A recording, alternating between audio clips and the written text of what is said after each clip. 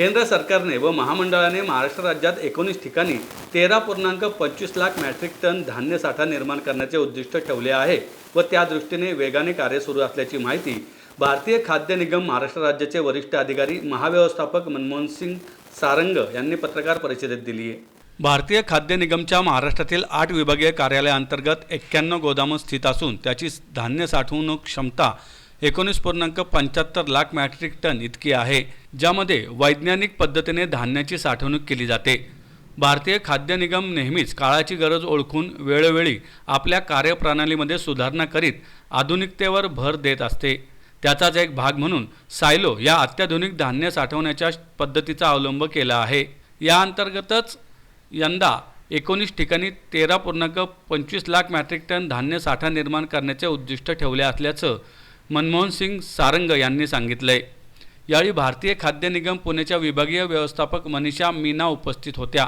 केंद्र सरकारद्वारे राबवल्या जाणाऱ्या योजना व भारतीय खाद्य निगमच्या कार्यप्रणालीबद्दल जनसामान्यांना अधिकाधिक माहिती पोहोचवण्यासाठी व भारतीय खाद्य निगममधील पारदर्शकता, आधुनिकीकरण, तंत्रज्ञानाचा वापर याविषयी माहिती यावेळी देण्यात आली। भारतीय खाद्य निगमच्या स्थापनेमागील उद्दिष्ट व केंद्र सरकारचे धोरण याबद्दल माहिती देताना केंद्र सरकार व महामंडळ शेतकरी व सर्वसामान्यांच्या हिताचे रक्षण करण्यासाठी सदैव तत्पर असल्याचे सांगण्यात आले।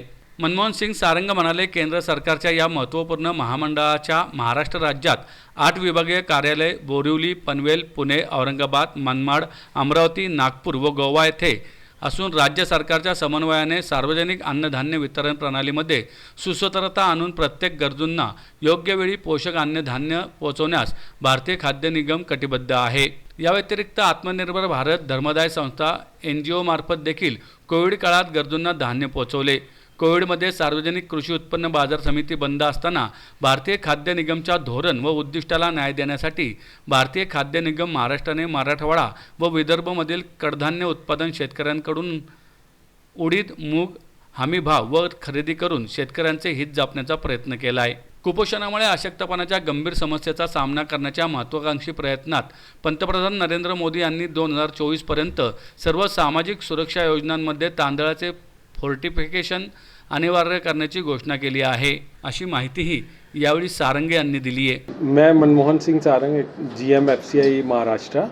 एक्चुअली जो आज हमने ना ये प्रेस मीट की है, ये गवर्नमेंट ऑफ इंडिया के आदेश के अनुसार की है कि लोगों को ये जानकारी पहुंचे कि जो भारतीय खाद्य निगम क्या कर रही है, कि कैसे उसमें ट्रांसपेरेंसी लाई जा रही है, कैसे स्टोरेज में हम इम्प्रूवमेंट कर रहे हैं, उसमें साइंटिफिक स्टोरेज बढ़ाई जा रही है, साइलोज बना रहे हैं हम उसमें।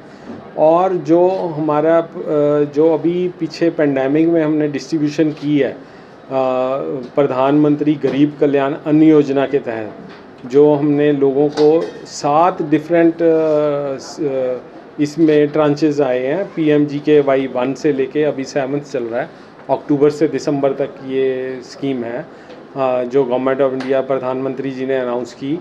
और इसके अलावा जो मैल न्यूट्रिशन और उस जो कुपोषण को नज़र में रखते हुए प्रधानमंत्री जी ने ऐलान किया था ये लाल किले से कि हम सबको फोर्टिफाइड राइस देंगे।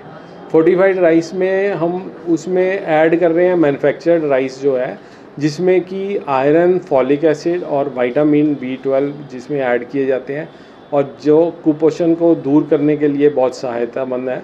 अभी हमने उसका ICDS और PM पोषण में डिस्ट्रीब्यूशन 100% कर लिया है और एस्पिरेशनल और हाई बर्डन डिस्ट्रिक्ट में अभी कर रहे हैं। महाराष्ट्र में जैसे कि 14 हैं ये, वहाँ पे कर रहे हैं। और 1 अप्रैल 2023 से हम पूरे के पूरे जो PDS का डिस्ट्रीब्यूशन होगा राइस का, वो फोर्टिफाइड राइस का ही होगा।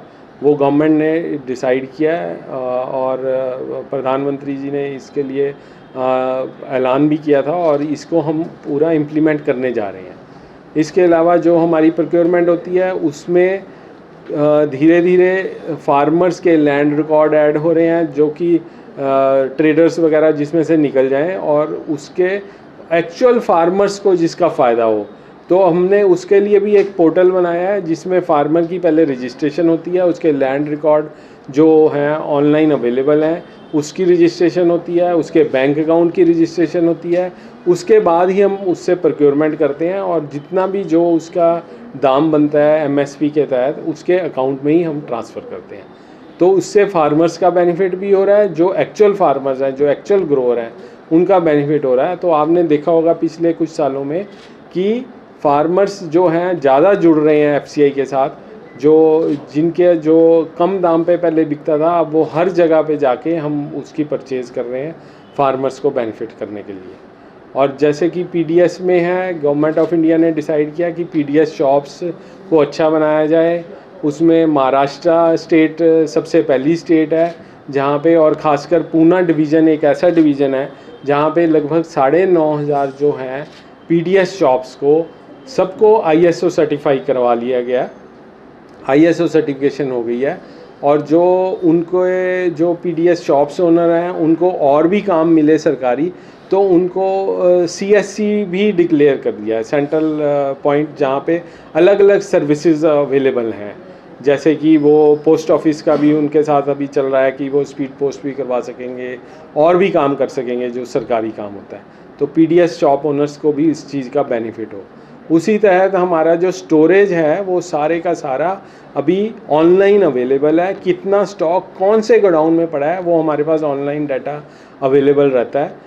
और जो हमारा स्टोरेज का जो स्टेट गवर्नमेंट का भी जितना स्टॉक जहाँ जहाँ पे पड़ा हुआ है वो भी हमारा ऑनलाइन अवेलेबल है।